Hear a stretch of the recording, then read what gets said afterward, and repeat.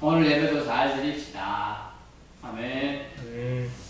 어느 날 문득 잠이 깨었을 때 사방은 적막감이 감돌고 무서움이 들었던 적이 있습니다. 여러분 그런 적이 없나요? 왜 무서웠을까요? 혼자 있기 때문입니까? 아니면 깜깜했기 때문입니까? 오늘 본 말씀은 우리 위치를 확인시켜줍니다. 오늘 말씀의 제목은 자리를 지켜라입니다. 따라해볼까요? 자리를 지켜라. 오늘 본 말씀 속에서 우리가 있어야 할 자리가 얼마나 소중한지 알게 됩니다. 예수 그리스도께서는 지난주에 우리가 본 말씀인 마태복음 5장 1절부터 12절까지 내용이 나오지 않습니까? 산상복음 말씀을 통하여 어떤 자는 천국에 들어간다, 어떤 자는 천국에 들어간다. 그래서 천국에 대한 복음을 선포해 주셨습니다. 그러면서 천국에 대한 사람들이 잘못된 관념을 고치고 마땅히 주님의 사람들, 주님의 제자들, 그리스도를 본받고자 하는 자들에게는 이런 삶이 필요하다라고 해서 자기 자신이 자리를 지키는 것이 얼마나 중요한지 오늘 말씀을 통해서 우리에게 말씀해 주십니다. 첫째, 주님께서 우리에게 이렇게 말씀하십니다. 너희는 소금이다. 따라해볼까요? 너희는 소금이다. 그런데 어떤 소금이에요? 세상의 소금이라고 해서 세상의. 그래서 세상에서도 큰 역할을 해야 한다는 걸 알 수가 있죠. 그래서 너희는 소금이다 라고 주님이 말씀하셨으니까 우리는 어떻게 봐야 돼요? 우리는 소금입니다. 한번 해볼까요? 우리는 소금입니다. 예. 소금의 역할이 뭐가 있어요? 예, 부패를 말아요. 부패를. 예. 신명기 4장 16절에 보면 부패를 막는다. 소금이 있어야 우리가 저희는 생선을 잘 안 먹긴 하는데 고등어에 간을 쳐요. 뭘로 간을 쳐요? 오로지 소금 간으로만 쳐요. 근데도 맛이 좋고 사람들에게 근데 어떻게 소금의 양이 지나친다든가 이런 맛이 없어요. 또 이상해져요. 뭐 그렇다고 합니다. 근데 그 소금은 부패를 막기 때문에 사람들이 마음속에 주님을 생각하게 하는 장치다라고 하면서 주님께서는 너희는 세상의 소금이니까 이런 역할을 해야 한다. 어떤 역할? 부패를 막는 역할을 해야 할 것이다. 그래서 지금 우리나라뿐만 아니라 각 나라의 부정부패로 비리로 얼룩진 나라들이 대부분은 이 소금 역할이 잘 안 됐기 때문이죠. 분명히 나라마다 장치들이 있어요. 어떤 건물을 지으면 건물이나 이런 걸 지을 때 뭐가 있어요? 감리가 있어요. 장치. 감리가 감독을 하면서 이거 잘못됐다. 설계 도면대로 지어야 된다. 이렇게 다 감독하는 거예요. 근데 그게 어떻게 돼요? 이게 자원을 뇌물이 왔다 갔다 하면 그게 좀 눈 감추게 돼요. 그러면 꼭 언제? 몇 년 뒤에, 10년 뒤에, 20년 뒤에 그 하자가 일어나면서 붕괴되는 큰 사고가 나타나게 됩니다. 그래서 부패를 막기 위해서는 세상에서 우리 믿는 자들이 소금 역할을 해야 한다라고 주님은 말씀하고 있습니다. 또 소금 역할이 뭐가 있어요? 먹을 수 있도록 맛을 내주잖아요. 13절에 볼까요? 너희는 세상의 소금이니 소금이 만일 그 맛을 내면 무엇으로 짜게 하리요? 후에는 아무 쓸데없어 다만 밖에 버려져 사람의 발톱이다. 제가 말했잖아요. 뭐냐면 먹을 수 있도록 맛을 내야 하는데 결국은 뭐냐? 오늘 본 말씀 속에 안 나오죠. 병행구절이라고 했어요. 마가복음 9장 50절 찾아보세요. 마가복음 9장 50절. 마가복음 9장 50절입니다.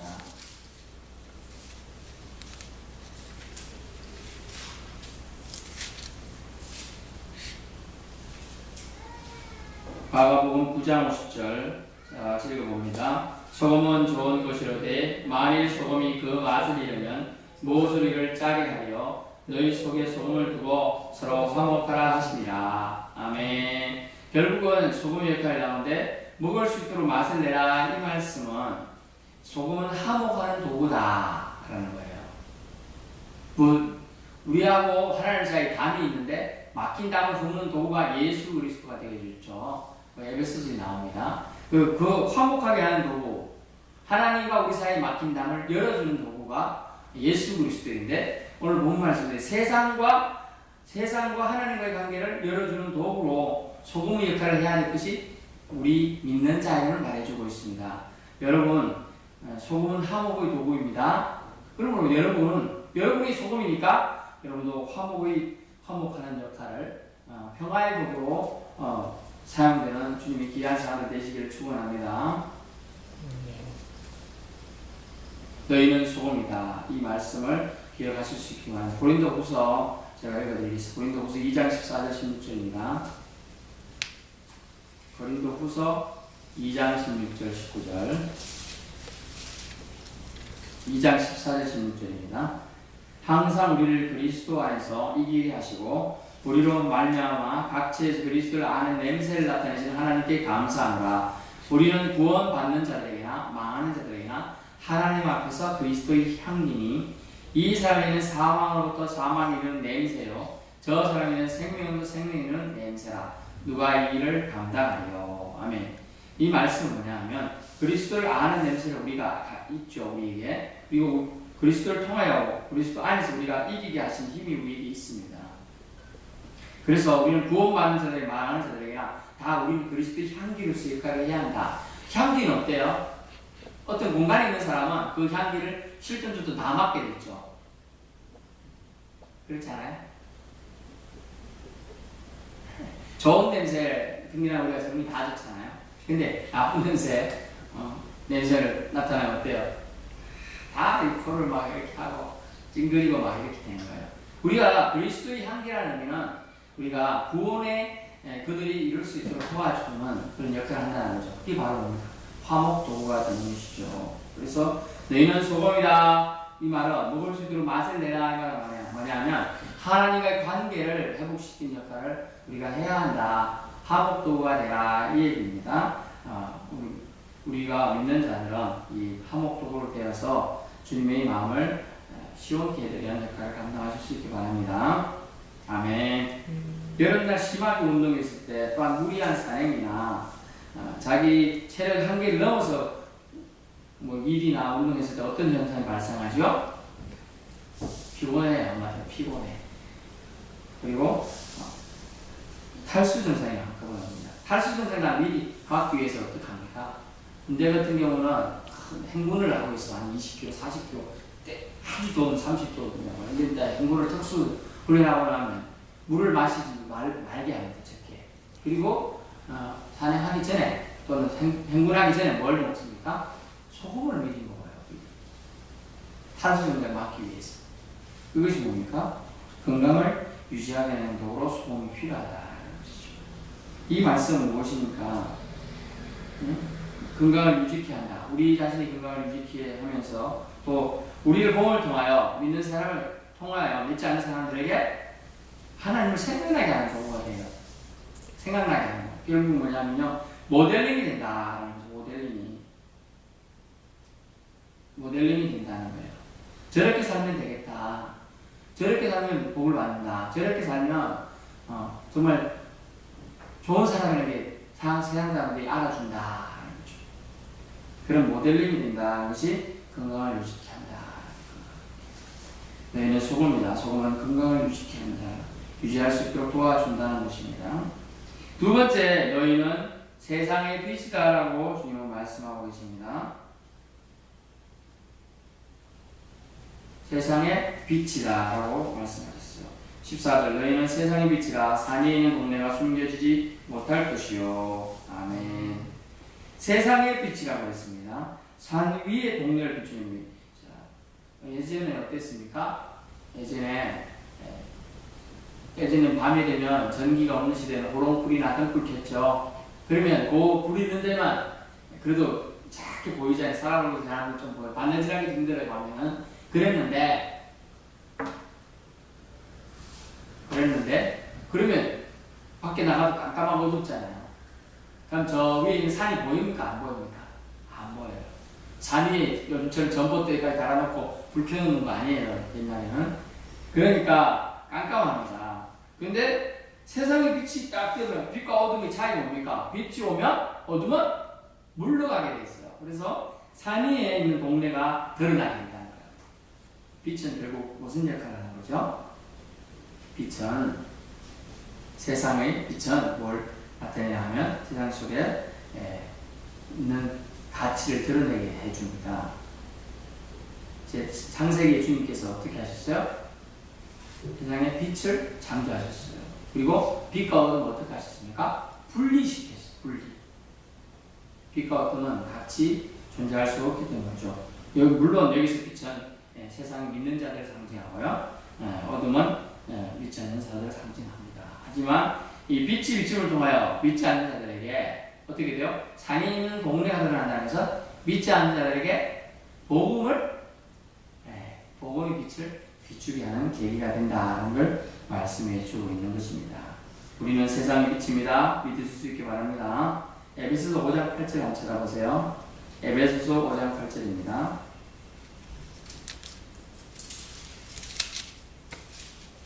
신약 315쪽입니다. 에베소서 5장 8절 다 같이 읽어봅니다. 너희가 전에는 어둠이더니 이제는 주 안에서 빛이라 빛의 자녀들처럼 행하라. 아멘.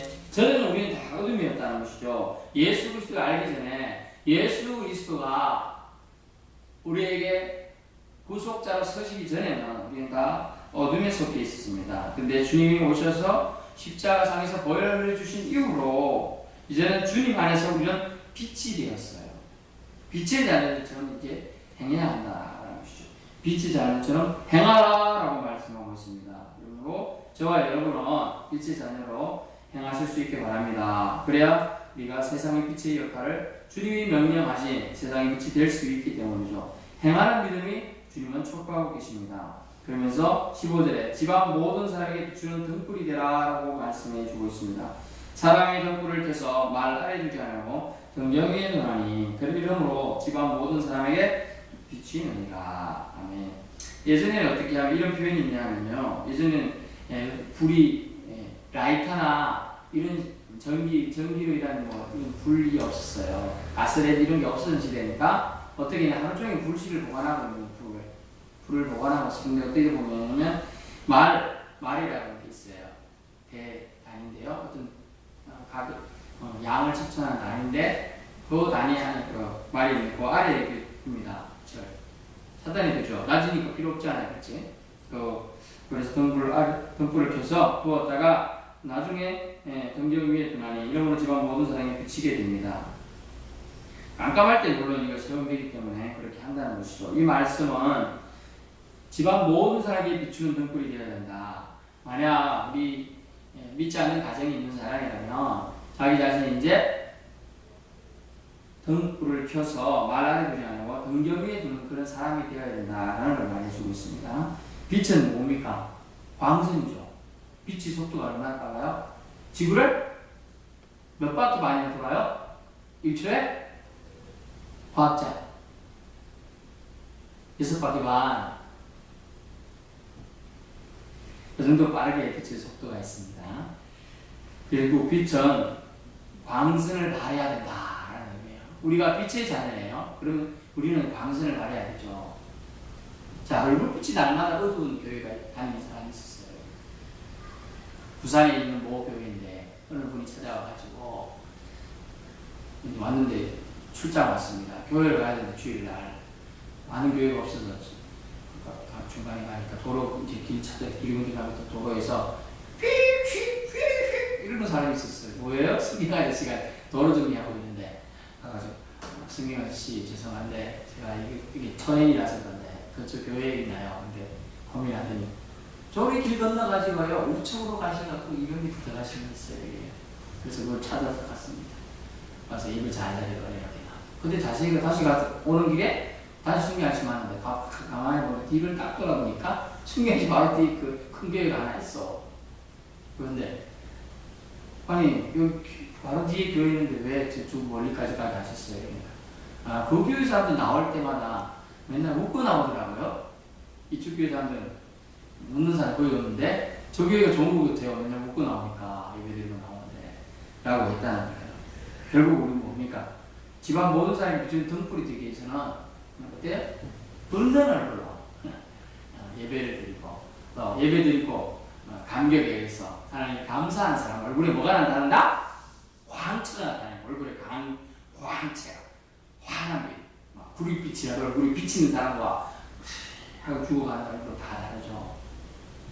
얼굴에 광채가 나타나는 것이죠. 그래서 집안 모든 사람이 비추는 등불이 되어야 된다. 세 번째 뭐냐면 너희는 세상의 빛이다 이 말씀은 그러므로 빛으로 하나님께 영광 돌리라는 표현입니다. 우리의 빛은 뭐예요? 오늘 본 말씀 중에는 착한 행실로 표현되어 있어요. 착한 행실로. 착한 행실은 사람들을 예수님께로 인도하는데 아주 좋은 지름길이 된다고 합니다. 선행이라는 게 있죠, 선행. 근데 예수 믿지 않는 사람도 선행을 할 수 있어요. 예수 믿는 사람이 선행을 하면 그를 예수님께로 인도하는데 아주 중요한 지름길 역할을 할 수 있다는 것이죠. 그래서 우리 행동 때문에 누군가가 구원을 받는다면 하나님 아버지께서 얼마나 영광을 받으시겠느냐. 그래서 우리는 우리 은행심사를 잘해야 된다. 말씀은 행동, 또 뭐예요? 마음심, 일. 어떤 일에 있어서나 마음적으로 있어서나 행동함에 있어서나 말에 있어서나 다 바르게 해야 된다. 그것이 착한 행실이에요. 오늘 말씀드리는 기준이죠. 16절이죠. 이같이 너희 빛이 사람 앞에 비치게 하여 그들로 너희 착한 행실을 보고 하늘에 계신 너희 아버지께 영광을 돌리게 하라. 아멘. 얼마나 이 사람 착한 행실을 잘했으면 믿는 사람이 믿는 사람이 저기 알았다는 얘기는 뭡니까? 그렇기 때문에 하늘에 계신 너희 아버지께 영광을 돌리는 거예요. 믿지 않는 사람이 착한 행실을 했으면 하늘 아버지 아버지께 영광을 안 돌리겠죠. 믿는 사람인데 착한 행실을 통하여 하늘에 계신 아버지께 영광 돌리게끔 했다는 거죠. 빛의 역할은 결국 무엇입니까? 사물을 밝게 해주죠. 그리고 드러내주는 역할이, 밝혀 보여주는 역할이 있는 것이죠. 빛된 생활로 모범을 보여서 복음의 진리를 널리 전파하라는 얘기예요. 결국은 빛으로 하나님께 영광을 돌려라 이 얘기는, 착한 행실로 영광을 돌려라 그 얘기는, 빛된 생활로 모범생활을 해라. 그래서 모범생은 왜 학교에서는 모범생에게 상을 주는 거예요? 상장 주는 거예요. 그 학생 잘했기 때문도 있지만 사실은 모범생활을 통하여 너희도 예를 못 받아서 학교에 유익한 사람이 되라 이 얘기예요. 표창장 받는 애들 그런 뜻이, 그죠? 그러므로 우리 빛된 생활로 복음을 보여서 복음의 진리를 전파하실 수 있는 저와 여러분 되시길 바랍니다. 마지막으로 주님께서 오늘 말씀해 주신 것은 우리 위치, 소금이다 말씀해 주셨고 빛이다 말씀해 주셨는데 이제 이번에는 우리 위치를 좀 더 한 단계 나아가서 예수님의 위치를 통해서 우리를 말씀해 줍니다. 예수님이 왜 이 땅에 오셨는지를 말해준 것입니다. 오늘 본 말씀 17절입니다. 다 같이 읽어보자. 17절 시작. 내가 율법이나 선지자를 폐하러 온 줄로 생각하지 말라. 폐하러 온 것이 아니요 완전하게 하려 함이라. 아멘. 예수님이 왜 오셨대요? 그때 사람들은 예수님이 율법의 거스름을 많이 했어요. 안식일에 하지 못할 일을 했어요. 안식일에는 뭐 이렇게 곡식도 해보면 안 되고, 뭐 멀리 다니면 안 되고, 그런 규정들이 쓸데없는 잘못된 율법이 있었어요. 완벽할 수는 없잖아요. 율법은 완벽한데, 엄격히 말하면 율법은 완벽한데, 율법을 곡해한 사람들이 있었어요. 근데 그 사람들이 아주 인식적으로 해석했어요. 너무나 배고프니까 안식일 위지상을 구해서 먹을 수도 있잖아요. 근데 막 너희 지자들은 왜 안식일을 그렇게 지키지 않고 그런 비벼 먹느냐 이러고, 또 지나가다가 사람이 물에 빠졌어요. 건져줘야 되는데 안 건져줘. 근데 지나가다가 자기 소가 물에 빠졌어. 건져줘. 소는 건져주면서 물에 빠진 사람은 왜 안 건져주느냐. 이게 뭐야? 잘못된 믿음이거든. 잘못된 율법을 잘못 해석해서 그런 얘기가 있어요. 막 그런 해석을 예수님이 너희들이 잘못했다. 너희들이 사탄의 자식이다. 진노의 자식들이다. 막 이러니까 세상 사람들은 이제 율법을 폐하러 온 자, 선지자 폐하러 온 자였어요. 근데 주님은 말씀하신 단호히 말씀합니다. 율법을 완전하게 하려고 왔다라고 말씀하시면서 율법을 세우는 것이 주님이 오신 목적이라고 말씀해 주십니다. 율법이 왜 쓰여졌을까요? 짧게 말하면 율법이 뭐가 있어요?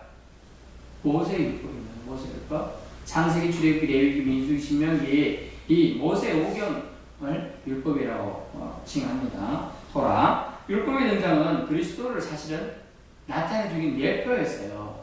그런데 지금 예수님이 오셨는데 예수님이 예수님인지를 모르고 사람들은 율법을 폐하는 줄 아는 거예요. 사실 예수님이 오신 목적은 율법을 선지자는 완전하게 하기 위해서, 율법에 예언된 말씀을 성취하기 위해서, 선지자가 예언한 말씀을 이루기 위해서 오신 것이거든요.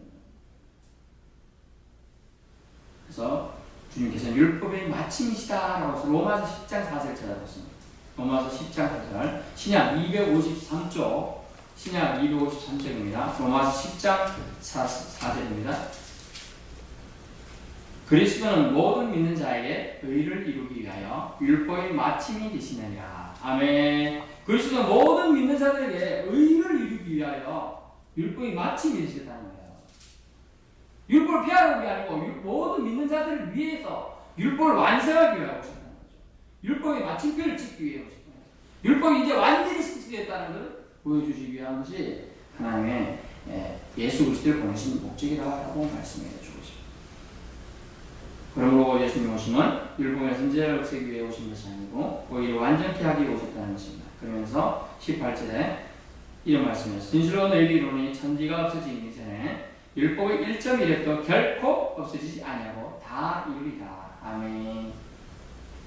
천지가 없어지기 전에 천지가 없어지는 날이 온다는 얘기입니다. 사실 이 말씀 거꾸로 보면 그리고 1.1획도 결코 없어지지 아니하리라 이 말은 천지가 없어질 때에 돼야 율법은 이루어진다.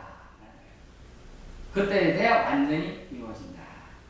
결국은 마지막 예수 그리스도가 재림주로 임하셔서 심판자로 서셔서 모든 사람 앞에 나타나게 될 때 율법의 1.1획도 다 떠나가게 되고 완성하게 되겠죠. 믿으실 수 있기 바랍니다. 결국 천지 생존과 율법의 생존은 같다고 하시면서 율법의 1.1획도 같이 있는 것이라 말하고 있는 것입니다. 19절에 그러므로 누구든지 이 계명 중에 지극히 작은 것 하나라도 버리고 시선 선택 자기 마음대로 하고 그같이 사람을 가르칩니다. 자기 마음대로 가르치고 이게 쓸데없다 하고 버리고 이러면 안 된다는 거예요. 그런 천국에서 지극히 작다 일컬음을 받을 것이요. 천국이야. 그래도 이 사람이 그래도 주님의 은혜를 받아서요. 지옥 간 게 아니고 천국 갔습니다. 이게 뭐냐면 이게. 저 같았으면 하나님 계명 중에 지극히 작은 거 하나 버려버렸습니다. 어떻게 돼요? 저주를 받아야겠죠. 저주를. 네, 지극히 작다 일컬음을 받아. 천국에서 그렇기 때문에 천국에 가서는 은혜를 얻어 주님은 베풀어 주셨습니다. 누구든지 이를 행하며 가르치는 자는 천국에서 커다란 표를 받을 것이라. 아멘. 그러므로 20절에 아주 의미심장한 말씀을 뜻은 무거운 말씀이라는 뜻이에요. 던지십니다. 뭡니까? 20절에 내가 너에게 이르노니 너희 의의가 서기관과 바리새인보다 더 낫지 못하면 결코 천국에 들어가지 못하리라. 아멘. 이 말씀이 언뜻 듣기엔 이해가 좀 되지 않습니다. 너희 의의가 서기관과 바리새인보다 더 낫지 않으면 결단코 천국에 들어갈 수 없다고 경고하셨습니다. 사실 그 누가 바리새인과 서기관보다 의롭다고 말할 수 있겠어요? 대부분의 사람들은 바리새인보다 서기관보다 의로울 수가 없어요. 완전한 경건주의자를 바리새인이라고 하는 거예요. 율법에 열심히 있는 사람들을 바리새인이라고 하는 거예요. 사실은 표현이. 또 누가 서기관보다 말씀을 많이 알 수가 있겠어요. 성경 학자들인데 쉽지 않습니다. 그런데 이 말씀은 인간으로 이룰 수 없는 의지만 예수 그리스도의 보혈의 공로를 힘입는 의는 가능하다는 말씀인 것입니다. 19절 20절을 보면 천국 시민 자격은 양이 아니고 질을 나타내는 거예요. 질. 내적 경건이 더 중요하다는 거예요. 바리새인과 서기관이 얼마나 세상 사람 보기에 경건했습니까? 옷을 같이 날마다 같이 입고 3일 이틀, 일주일에 이틀씩 금식하며 기도하며 항상 기도 시간 빼먹지 않고 정해진 시간에 올라가서 기도하고 또 정해진 시간에 말씀 묵상하고 그렇게 했던 사람이에요. 11조, 근체, 박하, 회양, 아무것도 띠먹지 않고 정확하게 하나님께 드렸던 사람이에요. 하지만 주님께서는 천국에 들어갈 자격이 있는 사람은 그런 양적인 것이 아니라 질적인 것이다. 내적인 경건이 있는 사람이 한다. 라고 말씀하십니다. 바리새인과 서기관들은 어떤 보기에는 아주 놀라운 특징을 많이 가지고 있었습니다. 하지만 주님께서 칭찬하시는 자는 그런 부분들이 외적인 부분이 아니라 내적으로 경건한 사람들입니다. 그리고 하나님께 칭찬되는 사람이라 해요. 바리새인과 서기관, 하나님 보내신 예수님도 성령님도 다 누구시죠? 다 하나님이시죠. 근데 예수님이 아들 하나님께서 어떻게 평가하셨어요? 바리새인과 서기관을 독사의 자식들. 바리새인과 서기관이 가지고 있는 좋은 점이 뭡니까? 자세하고 동기입니다. 그런 자세는 배울 줄 있죠. 갖추고 이렇게. 그러나 그 안에 썩었으면 무슨 소용이 있겠습니까? 하나님께 칭찬받는 게 더 중요한 거죠. 어떤 결과, 공로, 우리는 따질 때가 있어요. 공로로 천국 간다 생각하지 마세요. 선행으로 간다고 생각하지 마세요. 하나님 얼마나 똑바로 살아드렸느냐가 중요한 거예요. 전에도 말씀드렸지만 호람되어 정신이 중요합니다. 여러분이 어려운 말씀 드리면 호람되어 하나님 대 호람 하나님 얼굴 앞에 이 뜻이에요.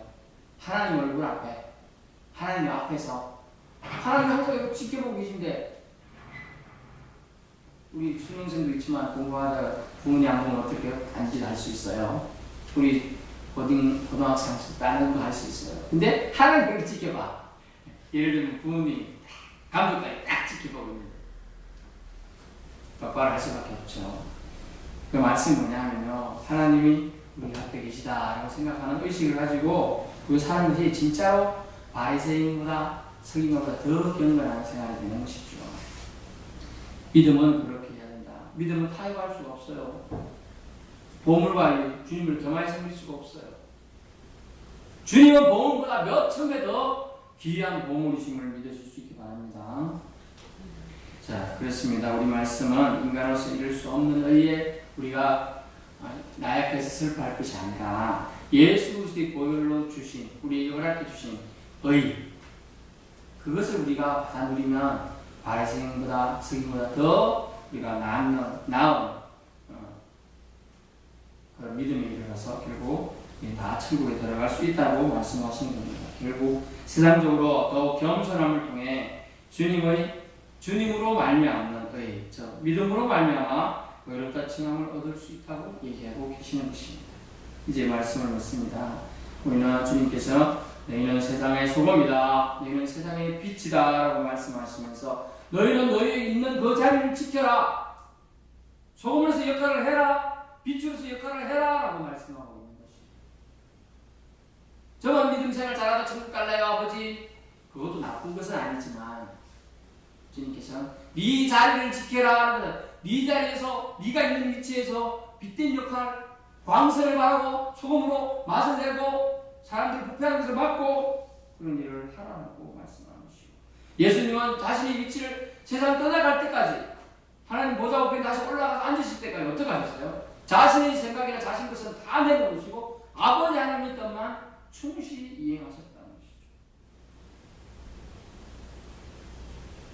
오늘 우리는 우리 위치를 잘 지키는, 자리를 잘 지키는 것이 믿는 자의 마땅한 도고, 그것이 바리새인보다 서기관보다 더 낫게 되는 의를 이룰 수 있다는 것을 믿으실 수 있기를 주님 이름으로 축원합니다. 아멘. 사랑하는 주님 감사합니다. 이곳에 참여한